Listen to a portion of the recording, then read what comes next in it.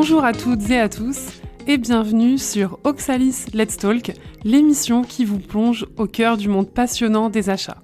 Je me présente, je m'appelle Léa Cespedes Sao, je suis ancienne acheteuse de métiers et de formation. J'ai travaillé dans plusieurs secteurs d'activité, les secteurs pharmaceutiques, aéronautiques et également banque-assurance. Et j'ai travaillé au sein de directions achats plus ou moins matures et plus ou moins bien outillées. Je suis aujourd'hui directrice du consulting chez Oxalis. Donc Oxalis est éditeur de logiciels spécialisé dans la digitalisation des achats.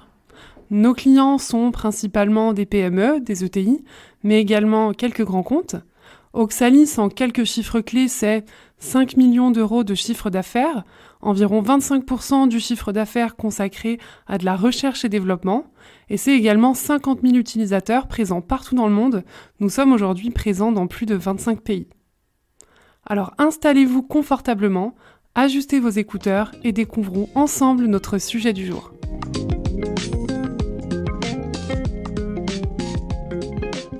Bienvenue dans ce nouvel épisode qui sera dédié aux achats indirects. Il convient de distinguer les achats directs et les achats indirects.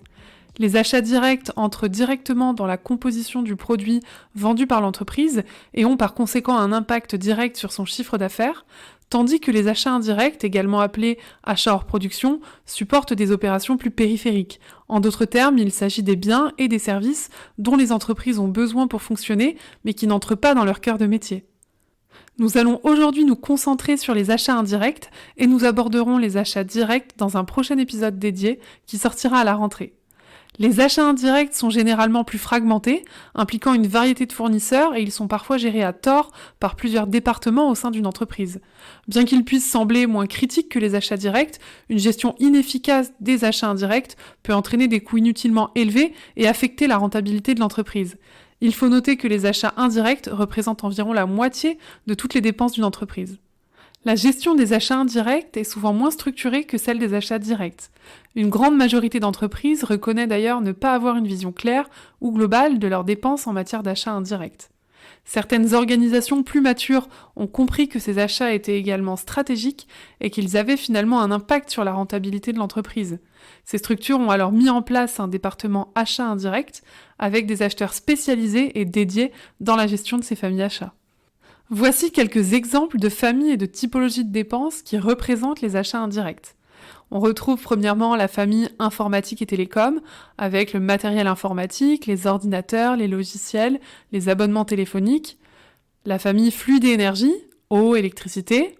On a également les frais généraux, avec le matériel de bureau, le mobilier de bureau, ou encore la famille services externalisés, avec les prestations de gardiennage, de sécurité, de nettoyage des bureaux, d'accueil, de conciergerie, ou encore la restauration d'entreprise et l'entretien des espaces verts. D'autres familles font partie des achats indirects, donc on a les prestations intellectuelles, avec les prestations de conseil aux entreprises, de formation, les agences intérim, les cabinets de recrutement. On a également la famille voyage et déplacement, avec les agences de voyage, les frais associés au déplacement professionnel des collaborateurs, et enfin la famille marketing, communication et événementiel, avec les dépenses publicitaires, les réseaux sociaux et les agences événementielles.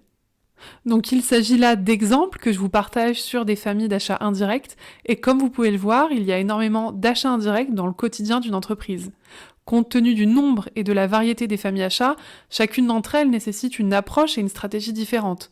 On n'aborde pas de la même façon un achat de frais généraux versus un achat de prestations intellectuelles par exemple. Les objectifs et les besoins ne sont pas les mêmes. C'est pourquoi il est recommandé d'avoir des acheteurs spécialistes de leur marché, comme on a pu le voir dans l'épisode précédent, qui auront dans leur périmètre une ou plusieurs familles achats qu'ils maîtrisent. Et si on rendait notre échange encore plus concret ? Nous allons prendre l'exemple d'un appel d'offres en vue de la sélection d'un prestataire de facility management. Donc on entend par là les prestations de gardiennage, de nettoyage, d'accueil, de maintenance multitechnique. C'est un dossier que j'ai pu mener dans mes expériences précédentes. Pour donner un peu plus de contexte, le prestataire qui était en place ne donnait plus entière satisfaction. On a reçu diverses plaintes par les salariés sur la qualité de la prestation de nettoyage notamment, et le contrat avec ce prestataire arrivait à échéance d'ici 1 an. C'était donc le moment idéal pour le dénoncer et le remettre en concurrence.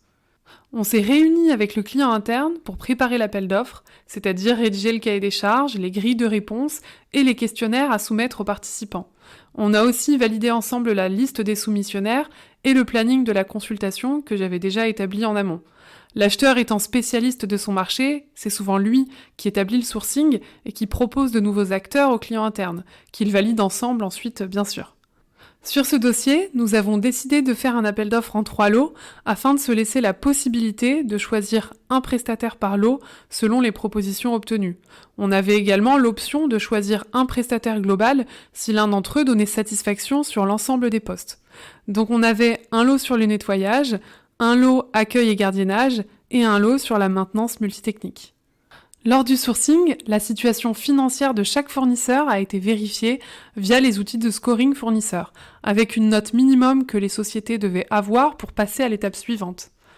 Sur chacun des 3 lots, nous avons identifié 2 soumissionnaires en tant que spécialistes de leur marché, et 4 autres fournisseurs ont été sourcés en tant qu'acteurs globaux pouvant répondre sur l'ensemble des besoins et des lots de l'appel d'offres. Donc on avait au total 10 fournisseurs identifiés.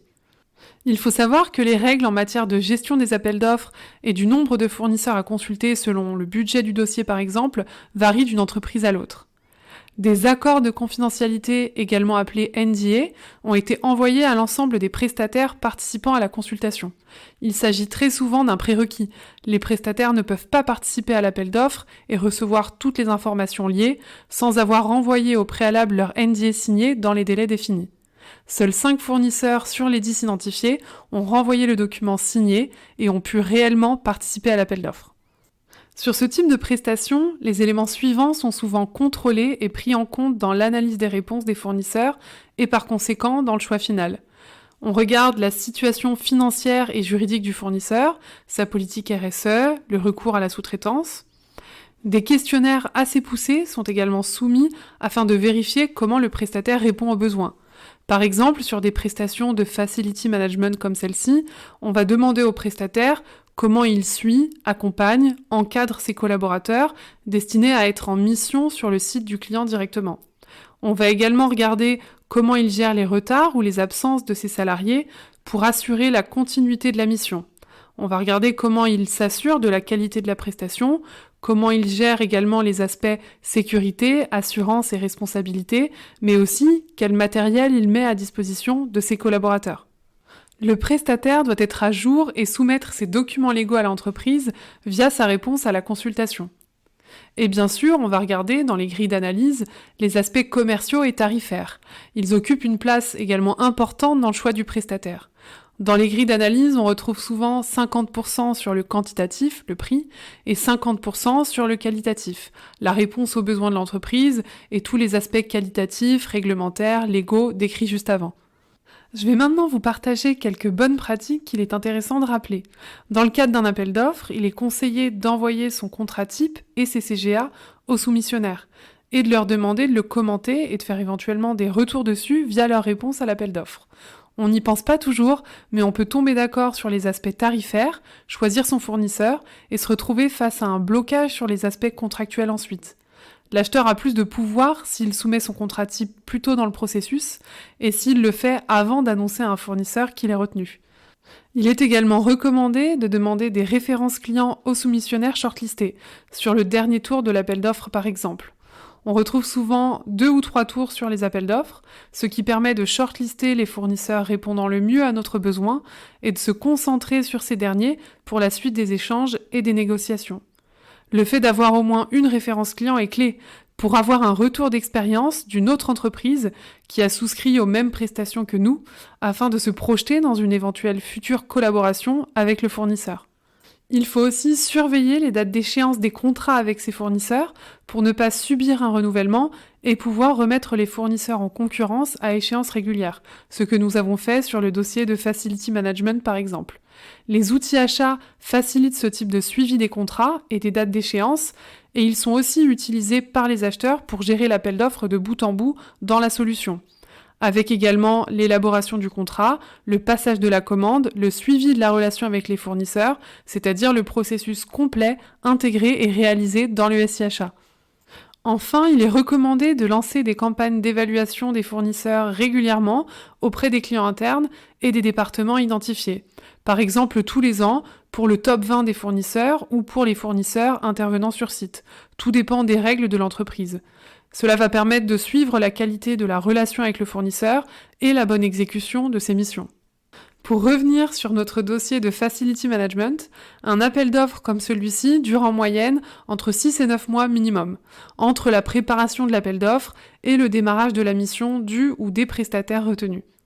Je ne pourrai pas dévoiler l'issue de cet appel d'offres pour des raisons de confidentialité, mais cet exemple vous donne quand même un aperçu de la gestion d'une consultation sur des achats indirects de services externalisés.